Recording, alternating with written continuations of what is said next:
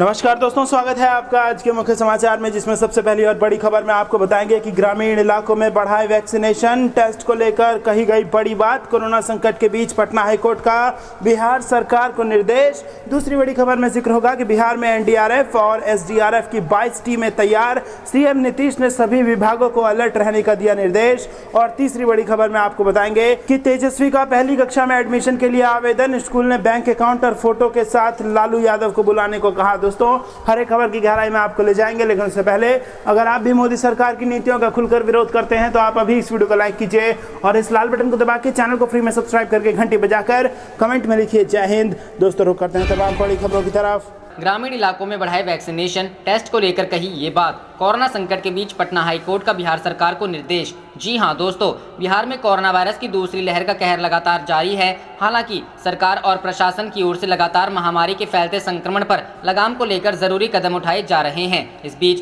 Patna high court ने मंगलवार को मौखिक रूप से राज्य सरकार को कोरोना से निपटने के लिए ग्रामीण क्षेत्रों में टीकाकरण तेज करने का निर्देश दिया है। चीफ जस्टिस संजय करोल और जस्टिस एस कुमार की खंडपीठ ने प्रदेश में कोरोना संक्रमण की स्थिति को लेकर दायर जनहित याचिकाओं पर सुनवाई करते हुए ये आदेश दिया। ये पीआईएल, शिवानी कौशिक, रोहित कुमार और गौरव कुमार सिंह की ओर से फाइल की गई है। इस दौरान कोर्ट ने राज्य सरकार को ग्रामीण इलाकों में आरटी-पीसीआर टेस्ट की दर बढ़ाने का भी निर्देश दिया है। साथ ही टीकाकरण को लेकर भी बात रखी है। कोर्ट का यह निर्देश अधिवक्ता पारुल प्रसाद की ओर से इस मुद्दे को उठाने के बाद आया, जिसमें कहा गया था कि छोटे शहरों और ग्रामीण इलाकों में 18+ लोगों के वैक्सीनेशन की दर अच्छी नहीं है। राज्य के महाधिवक्ता ललित किशोर ने कोर्ट को बताया, ग्रामीण क्षेत्रों में लोग कई तरह की धारणाओं के चलते टीकाकरण कराने में संकोच कर रहे हैं। हालांकि कोर्ट महाधिवक्ता के जवाब से संतुष्ट नजर नहीं आई और राज्य सरकार से ग्रामीण क्षेत्रों में टीकाकरण और कोविड परीक्षण में तेजी लाने को कहा। महाधिवक्ता ने अदालत को यह भी बताया कि पटना में पॉजिटिविटी रेट 2% से कम हो गई है। वहीं कोर्ट ने मौखिक दावा करने के बजाय एक हलफनामा दाखिल करने के लिए कहा है।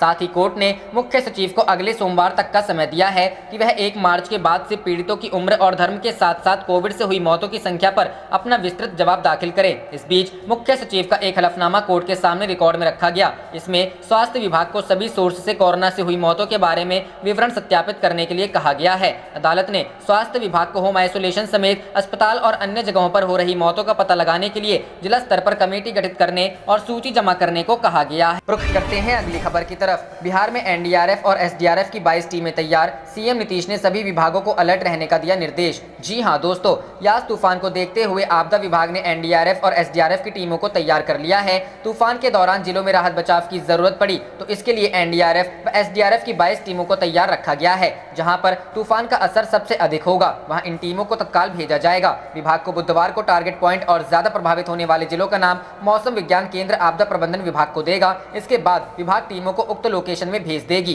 ताकि राहत बचाव कार्य में कोई परेशानी नहीं हो। एसडीआरएफ की 11 टीमें राज्य भर में, एसडीआरएफ की 18 टीमें हैं, जिसमें से 11 टीमें पटना के गायघाट, गया, मुजफ्फरपुर, सीतामढ़ी, वैशाली, मधुबनी, सहरसा, पूर्णिया, भागलपुर, बेतिया, मधेपुरा, खगड़िया में हैं। बाकी 7 टीमें पटना में हैं। एक टीम में 45 लोग होते हैं जो आपदा के दौरान लोगों को बचाने में पूरी तरह से ट्रेंड होते हैं। एनडीआरएफ जिला प्रशासन से जरूरत पड़ने पर होमगार्ड को भी आपदा के समय लेते हैं ताकि टीम को बढ़ाया और घटाया जा सके। एनडीआरएफ की 2 टीम पटना के दीदारगंज और बिहटा में 2 टीमें हैं। वहीं 5 टीम बंगाल, 5 झारखंड और 2 ओडिशा में हैं। साथ ही अन्य टीमें भी तूफान के आसपास के इलाकों में हैं। इसकी एक टीम में 35 लोग होते हैं जो किसी भी आपदा से लड़ने में ट्रेंड होते हैं। सीएम का निर्देश, सभी विभाग रहे अलर्ट। मुख्यमंत्री नीतीश कुमार ने सभी संबंधित विभागों के आला अधिकारियों को निर्देश दिया है कि संभावित चक्रवाती तूफान यास से निपटने के लिए पूरी तरह अलर्ट रहे, सारी तैयारी पूर्ण रखें। उन्होंने कहा कि सूचना के अनुसार पूरे बिहार में इस तूफान का प्रभाव पड़ेगा। मुख्यमंत्री ने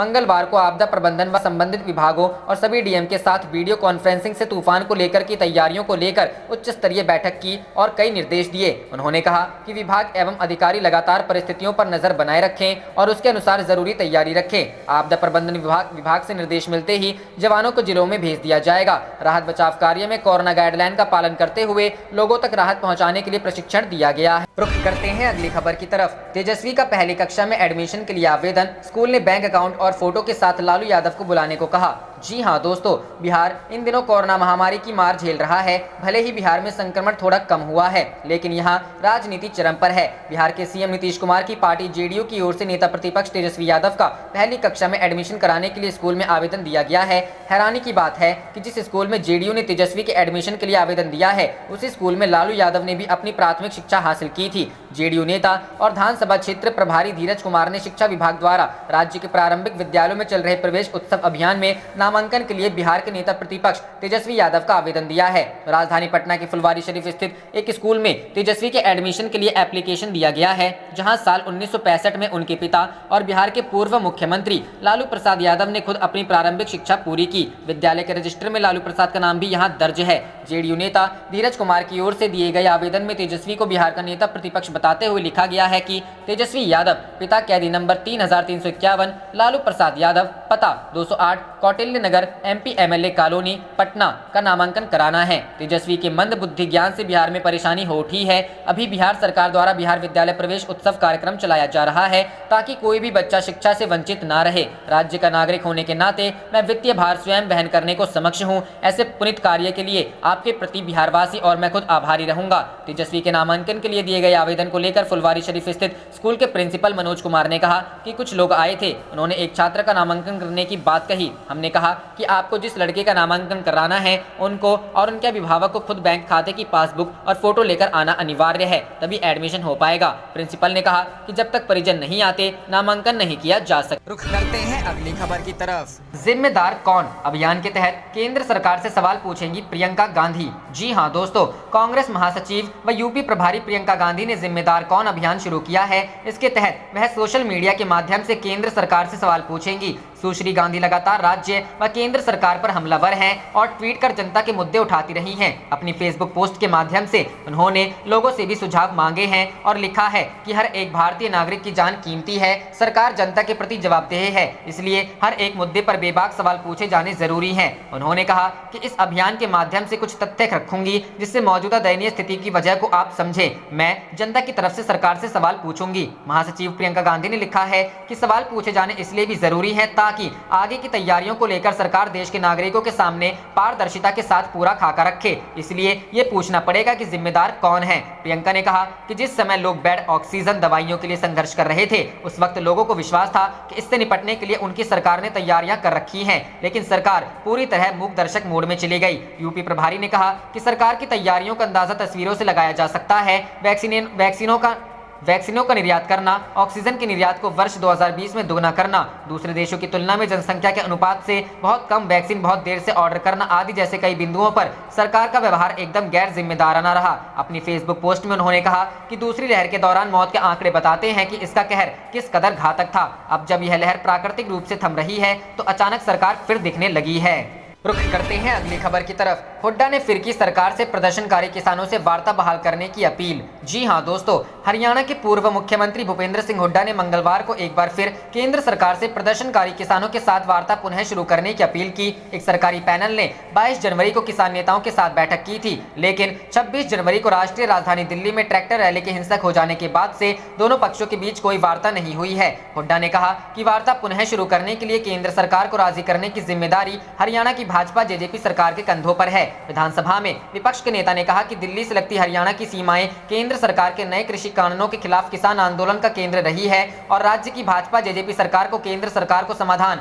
ढूंढने के लिए राजी करना चाहिए था। कांग्रेस नेता ने एक बयान में कहा, प्रदर्शन अब हमारी जमीन पर हो रहा है, इसलिए किसानों की मांगे मानने के केंद्र सरकार को राजी करना हरियाणा की भाजपा जेजेपी सरकार की जिम्मेदारी है। उन्होंने कहा, सरकार को व्यापक राष्ट्रहित में किसानों की मांगों पर विचार करके सम्मानजनक समाधान ढूंढने का प्रयास करना चाहिए। दिल्ली की सीमाओं के समीप किसान आंदोलन के 6 महीने पूरे हो गए और बड़ी संख्या में किसान अपने घर परिवार छोड़कर सीमाओं पर डेरा डाले हुए हैं। ऐसी स्थिति में मैं एक बार फिर सरकार से प्रदर्शनकारी किसानों से सकारात्मक मानसिकता के साथ बातचीत करने की अपील करता हूं। हुड्डा ने कहा कि संयुक्त किसान मोर्चा ने गतिरोध दूर करने की कोशिश की है और उसने इस मुद्दे का सम्मानजनक हल ढूंढने के लिए सरकार को एक प्रस्ताव भेजा। रुख करते हैं अगली खबर की तरफ। राशन वितरण में गड़बड़ी की यहां करे शिकायत, डीलर पर होगा FIR, समय पर दुकान नहीं पहुंचना भी पड़ेगा भारी। जी हां दोस्तों, कोरोना महामारी के बीच राशन वितरण में लापरवाही करने वाले डीलरों पर सरकार नजर बनाए हुए हैं। सार्वजनिक वितरण प्रणाली के डीलरों द्वारा मधुबनी और मुजफ्फरपुर जिले में लाभुक परिवार के बीच खराब खाद्यान्न वितरण की शिकायत मिलने के बाद सरकार एक्शन में है। खाद्य एवं उपभोक्ता संरक्षण विभाग के सचिव विनय कुमार ने संबंधित जिलों के एसडीओ को मामले की जांच कर जिम्मेदार डीलरों पर कार्रवाई का आदेश दिया है। लाभुक परिवारों को खराब क्वालिटी का अनाज देना डीलरों को अब महंगा पड़ेगा। सरकार इस मामले में गंभीरता बरते हुए है। मीडिया रिपोर्ट के अनुसार खाद्य सचिव ने डीलरों को इस मामले को लेकर आगाह किया है और चेतावनी देते हुए कहा है कि अगर खराब खाद्यान्न वितरण की कोई शिकायत सामने आती है तो संबंधित डीलर के ऊपर प्राथमिकी दर्ज करते हुए आगे की कार्रवाई की जाएगी। आप देख रहे थे आपका अपना चैनल जय हिंद जय भारत।